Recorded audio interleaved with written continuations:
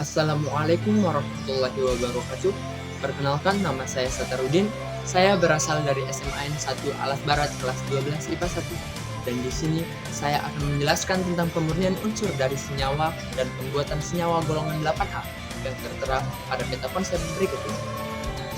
Sebelum kita masuk pada materi utama, jadi apa saja unsur-unsur golongan 8A dan kenapa bisa disebut dengan gas mulia? Gas mulia adalah kelompok unsur di tabel periodik yang terletak di golongan 18 atau golongan 8. Unsur ini termasuk helium, neon, argon, kripton, xenon, dan radon.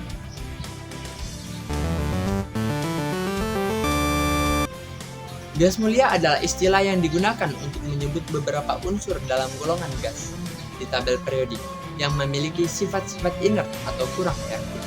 Mereka disebut mulia karena cenderung tidak bereaksi dengan unsur-unsur lain dan sulit untuk membentuk senyawa kimia. Sifat ini membuat mereka stabil dan kurang reaktif dalam kondisi normal, sehingga disebut sebagai gas mulia.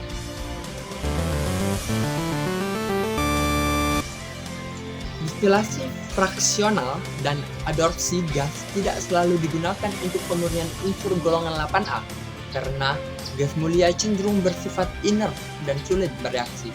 Namun, saya akan memberikan contoh penggunaan metode ini untuk pemurnian gas-gas tertentu yang mungkin Anda temui dalam konteks industri atau laboratorium.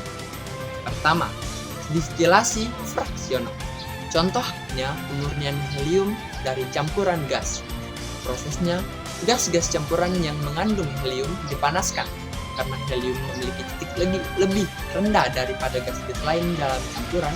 Helium akan menjadi gas pertama yang menguap. Gas-gas yang lebih berat dapat dikondensasi kembali dan dipisahkan meninggalkan helium. Kedua, adsorpsi gas. Contoh, pemurnian xenon dari udara. Proses adsorpsi seperti karbon aktif digunakan untuk menyerap xenon dari campuran gas. Udara dijalankan melalui materi adsorpsen dan xenon terabsorpsi pada permukaannya karena interaksi kuat. Setelah itu, adsorpsen dapat diuapkan atau dipanaskan untuk mengeluarkan xenon yang sudah diadsorpsi. Perlu diingat bahwa penggunaan metode ini dapat divariasi tergantung pada kondisi-kondisi spesifik dan sifat-sifat gas yang digunakan untuk dipisahkan atau dipurnikan. Senyawa golongan 8A atau gas mulia umumnya bersifat inert dan kurang reaktif. Karena sifat inert inilah, gas mulia cenderung tidak membentuk senyawa dengan unsur lain dalam kondisi standar. Namun, ada beberapa kondisi khusus di mana senyawa gas mulia dapat dibentuk. Berikut adalah contoh-contoh pembuatan senyawa golongan 8A. Pertama, senyawa neufluor. Contohnya, xenon tetrafluorida. Prosesnya, xenon dapat bereaksi dengan fluor dalam keadaan tertentu untuk membentuk senyawa fluorida. Seperti xenon tetrafluorida, reaksi ini biasanya memerlukan kondisi yang ekstrim seperti tingginya tekanan dan panas. Kedua, senyawa kripton oksida. Contohnya, kripton trioksida.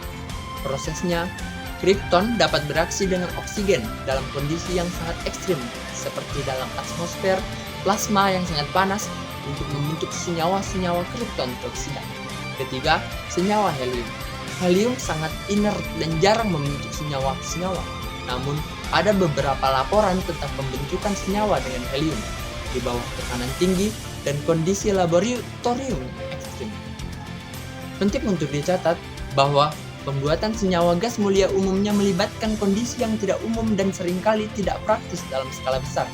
Gas mulia lebih dikenal karena kestabilan dan ketidakreaktifannya daripada pembentukan senyawa. Sekian dari saya. Apabila ada kesalahan kata mohon dimaafkan. Wabillahi taufiq wal hidayah. Wassalamualaikum warahmatullahi wabarakatuh.